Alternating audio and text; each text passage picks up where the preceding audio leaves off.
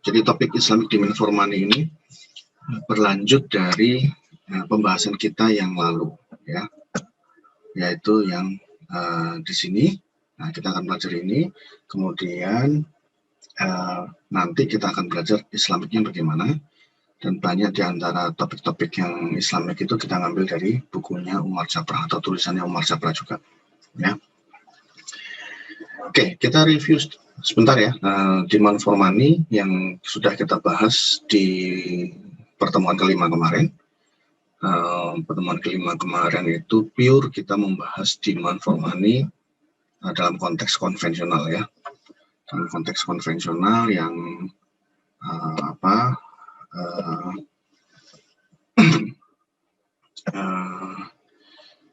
itu namanya?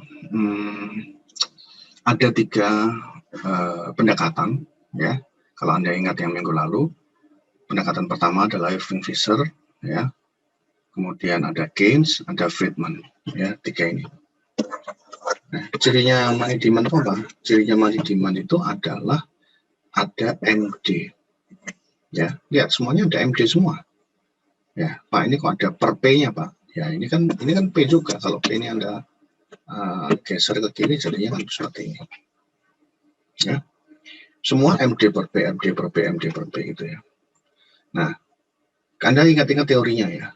Kalau Irving Fisher itu mengatakan quantity theory of money, ya, MV sama dengan PY. Kalau Keynes itu adalah liquidity preference theory, ya, pegang uang atau pegang bonds, ya.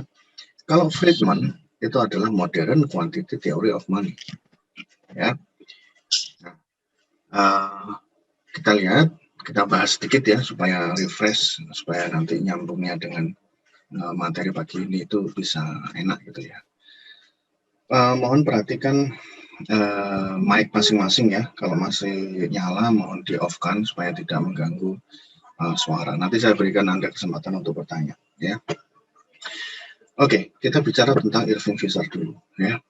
Quantity theory of money yang rumus akhirnya adalah semacam ini. MV, ya.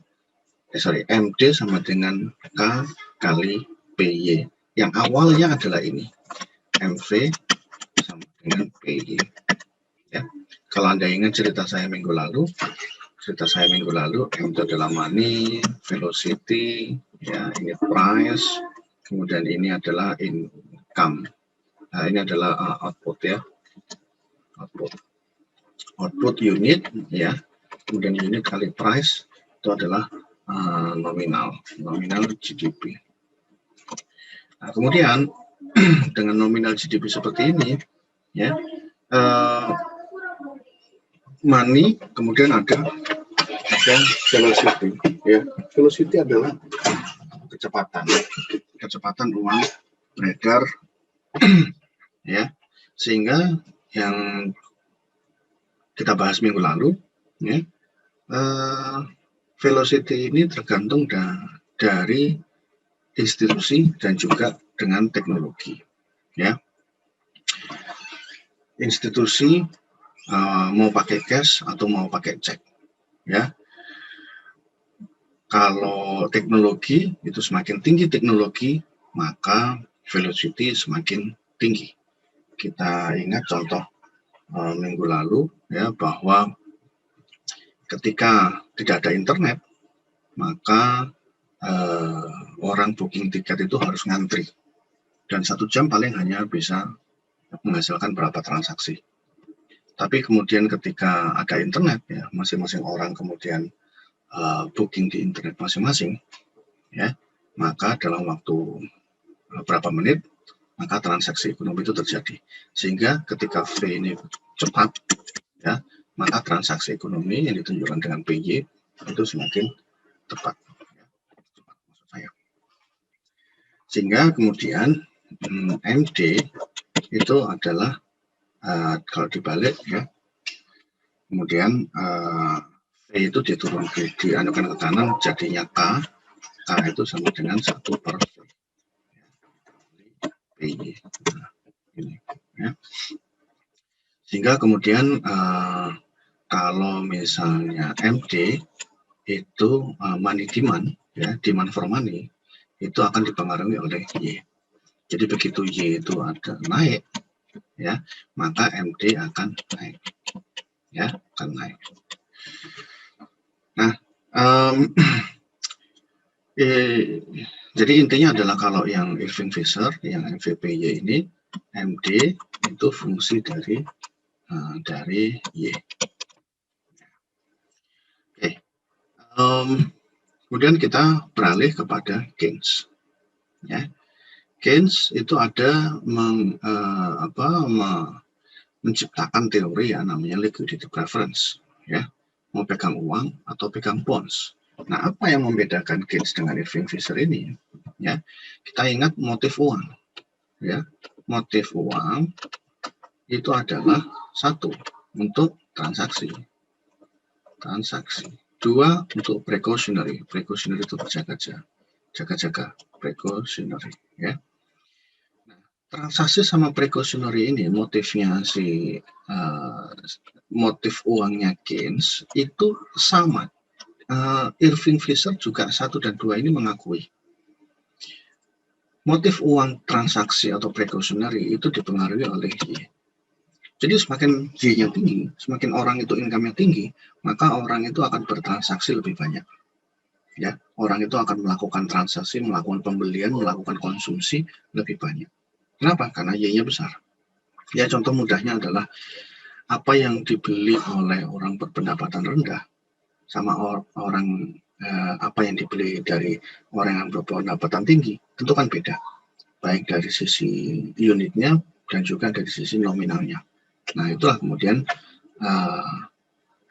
Y itu semakin tinggi, maka orang itu semakin ingin untuk pegang uang untuk konsumsi, bayar, belanja di pasar, ya, dan lain sebagainya.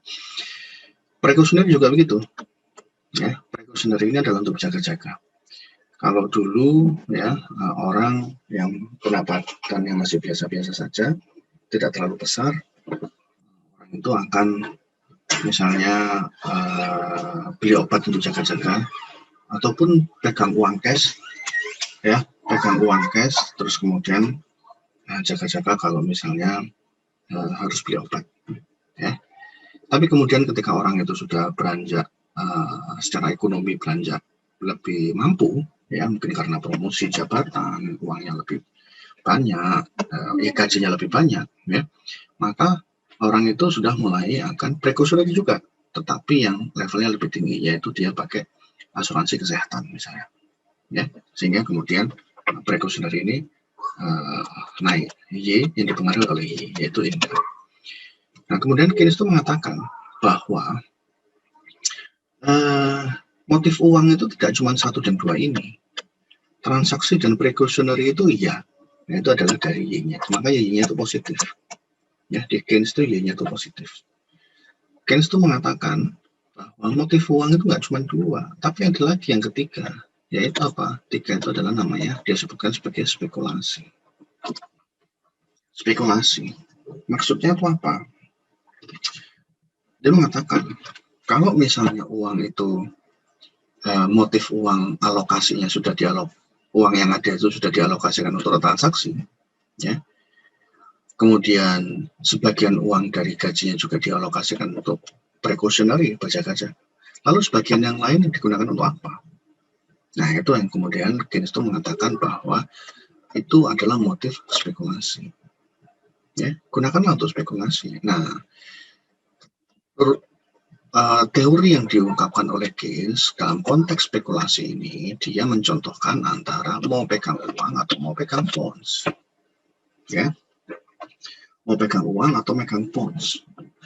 Pegang uang, ya tentu Anda megang uang yang nggak dapat return, nggak dapat bunga.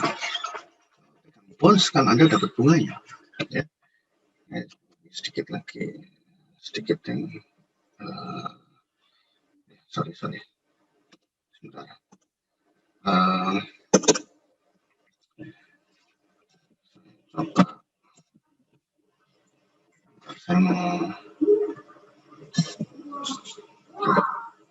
Saya mau coba jelaskan yang bonds itu ya, yang minggu lalu ya, ingat kan? bonds itu adalah surat hutang. Jadi kalau di sini tertulis 100 juta misalnya rupiah ya, terus kemudian 10%. Terus kemudian ini selama 10 tahun yang saya contohkan minggu lalu ya. Maka seolah-olah itu mengatakan begini. Firm A ketika mengeluarkan obligasi ini, obligasi kan bonds ya. Itu firm A itu dia butuh dana untuk ekspansi bisnis. Ya. Dia butuh dana 100 juta, firm A berjanji akan memberikan bunga 10% per tahun, dia fix, pasti, selama durasinya adalah 10 tahun. Ya. Nah, ini dibeli oleh investor. Berarti sekarang ini selembar ini ada di investor B. Terus kemudian ini kan selama 10 tahun ya. Katakan 2 tahun kemudian ada firm B. B itu mengeluarkan bonds juga, mengeluarkan obligasi juga, tapi 15%. Ya, selama 10 tahun. Bayangkan, coba Anda bandingkan yang dikeluarkan firm A sama firm B. Sama-sama 100 juta, cuman firm A itu 10%, firm B 15 juta. Ya, sama-sama 10 tahunnya. Cuman yang obligasi itu sekarang ada di investor B. Nah, ini ada investor C. Investor C, katakan ini investor B ya, sorry, ini firm C lah, nggak sama. Ini investor D. Investor D itu dihadapkan pada dua pilihan. Mau beli obligasi ini, ya, obligasi yang dikeluarkan firm C, atau mau beli obligasi yang dikeluarkan oleh investor B. Mau yang mana? Ya jelas kalau investor D ini dihadapkan pada dua pilihan, 100 jutanya sama. Bunganya kan yang sisi 15%. Kalau yang A 10%, ya ngapain beli yang dapat bunganya yang kecil gitu kan? Mending yang besar 15%. Ya, berarti kalau tidak ada perubahan, maka investor D itu akan melirik atau tertarik dengan yang dikeluarkan oleh firm C. Kenapa? Karena 15%. Ya. Lalu bagaimana caranya investor B ini tetap bisa menjualkan ke investor D? Ya. Saingannya investor B ini adalah bonds yang dikeluarkan oleh firm C. Caranya investor B supaya bisa terjual bondsnya itu adalah dia menurunkan harganya. Jangan 100 juta. Nggak laku kalau 100 juta. Dia pasti nggak mau beli. Dia akan cenderung beli bonds yang dikeluarkan oleh firm C. Maka investor B itu harus menurunkan harganya. Bunganya tetap 10%. Dia nggak bisa merubah ini 10% karena itu yang dikeluarkan oleh firm A. Cuman yang bisa dirubah itu adalah, bukan merubah sebetulnya, 100 juta ini akan tetap ya, tetapi investor B itu bisa menjual misalnya 80 juta ya, ada diskon kepada investor D. Nah, daripada investor D harus membeli 100 juta kepada C, investor D melihat bahwa oh ini dapat, kalau saya beli 80 juta nanti di maturity saya akan dapat 100 juta, berarti ada untung 20 juta. Selain itu, dia juga akan mendapatkan 10% setiap tahunnya. Nah, sekarang pilih mana? Nah, dia kemudian harus memikirkan panjang-panjang antara mau beli obligasi yang dikeluarkan C atau yang ditawarkan oleh investor B. Karena investor B sudah menurunkan menjadi 80 juta dari yang tertulisnya tetap ya, 100 juta ini tetap. Jadi nanti kalau sudah maturity, sudah 10 tahun ya, maka investor D ini dia akan menukarkan bondsnya kepada firm A, dia dapat 20 juta, itulah yang kemudian namanya capital gain. Ya. Mari kita lihat, ketika firm C itu 15%, yang notabene itu lebih tinggi dari 10%, berarti kan interest rate naik. Nilainya sama 100 juta, tapi interest rate-nya naik, ya, dari 10% ke 15%. Interest rate naik ini supaya investor B itu bisa kemudian menjualkan bonds, ya, maka dia harus menurunkan harganya. Jadi apa yang terjadi? Ketika interest rate-nya itu naik, maka yang terjadi price of bonds itu akan turun. Ini dari 100 juta menjadi 80 juta. Apa sebabnya? Sebabnya karena interest rate ya pada saat itu adalah naik. Ya, kalau naik orang pasti akan beli ke firm C. Nah kan obligasi yang lain kan tidak laku. Caranya supaya laku adalah dimurahkan. Jadi itu intinya. Interest rate naik, maka price of bonds akan turun. Kembali kepada yang tadi. Ya, ini Keynes itu mengatakan mau pegang uang atau pegang bonds. Ya, kalau Y ini sudah beres karena sama dengan yang Irving Fisher, yaitu apa namanya yang tadi itu dua tadi itu, ya, transaksi sama precautionary. Tapi yang I inilah yang kemudian membedakan sama yang Fisher. Fisher itu tidak membahas masalah spekulasi. Fisher itu membahas hanya dua itu saja. Tapi spekulasi itu adalah pembaruan teori, ya, dari apa yang diungkapkan oleh Fisher, ya. Sehingga apa? Sehingga itu bedanya. Yang intinya adalah Keynes itu mengatakan bahwa setelah kamu mengalokasikan untuk dua itu, motif apalagi, ya, yaitu dia mengatakan spekulasi. Spekulasi itu dia mencontohkan itu uang sama bonds. Ya. Kalau bondsnya naik, maka price of bonds turun. Ya. Sehingga lebih untung mana ya, nanti dilihat ya, lebih menguntungkan pakai bonds atau lebih untungan pakai, kalau keadaan kondisi ekonomik yang kurang baik ya, mungkin ragu-ragu misalnya perusahaan ini memang benar 10% itu fix, tapi perusahaan itu benar-benar mampu apa enggak gitu. Kondisi pandemik seperti ini yang sudah kadang mengeluarkan bonds itu, orang beli bonds itu juga ragu-ragu kan, ragu-ragu jangan-jangan perusahaannya nanti nggak mampu untuk bayar bunga. Nah kalau seperti itu dia akan ragu-ragu ya. Ketika ragu-ragu ya sudah pegang uang saja gitu kan. Nah pilihannya adalah mau pegang uang atau pegang bonds. Nah terus kemudian ya,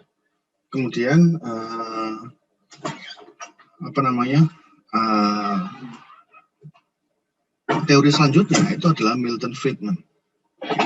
Friedman itu mengatakan bahwa Friedman itu merespon Keynes ya.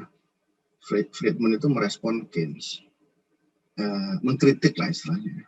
Kenapa? Karena Keynes itu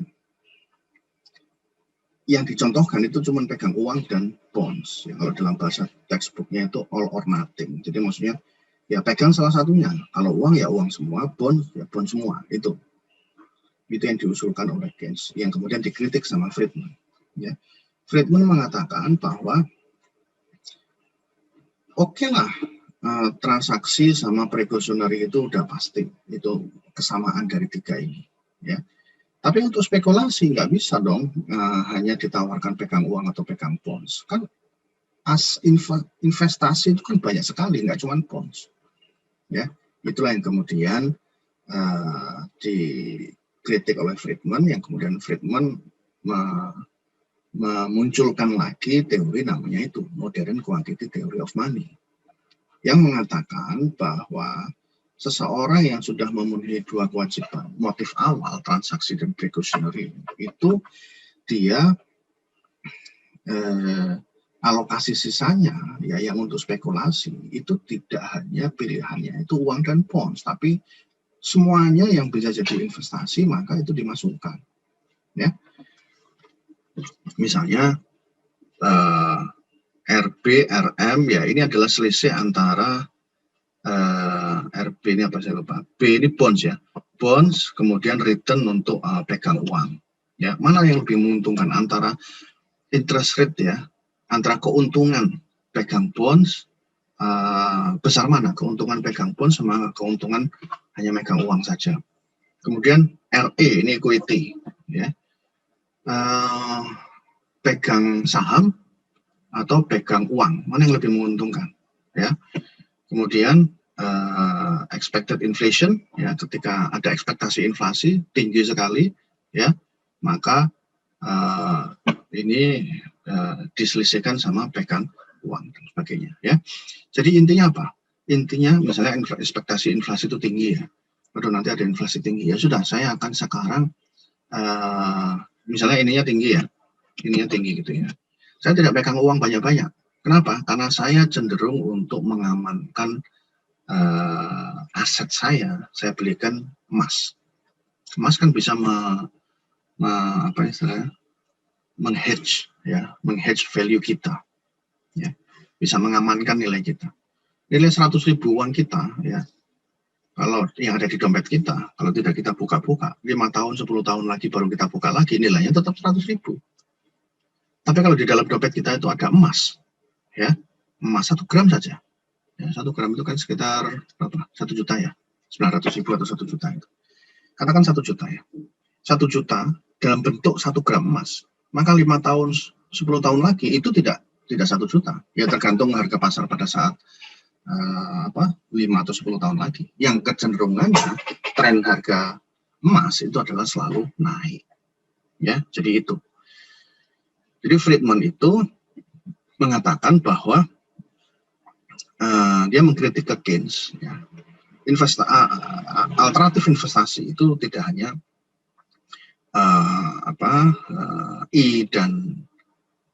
tidak hanya uang dan bonds saja, maksudnya yang dibahas itu ya, pilihannya untuk spekulasi motif itu tidak hanya I dan bond saja, uang dan bond saja, tetapi juga semuanya, ya, bonds, ya, kemudian pasar saham, ya, kemudian expected inflation, semuanya. Nah, jadi 3 ini Anda yang harus paham, ya, teori-teori apa saja, gitu ya. Demand for money adalah permintaan terhadap uang, ya, permintaan terhadap uang, maksudnya itu apa sebetulnya faktor-faktor yang kemudian membuat saya itu megang uang di tangan saya. Yang pertama untuk transaksi, ya.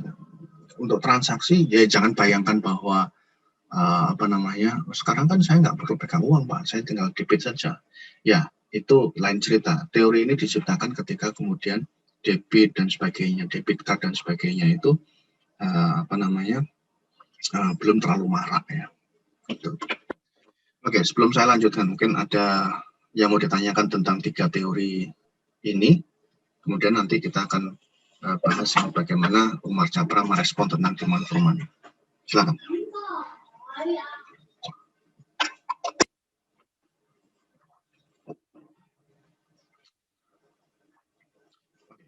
Kalau tidak ada, saya akan lanjutkan, ya. Kita akan lanjutkan dengan yang Islamiknya. Nah, ini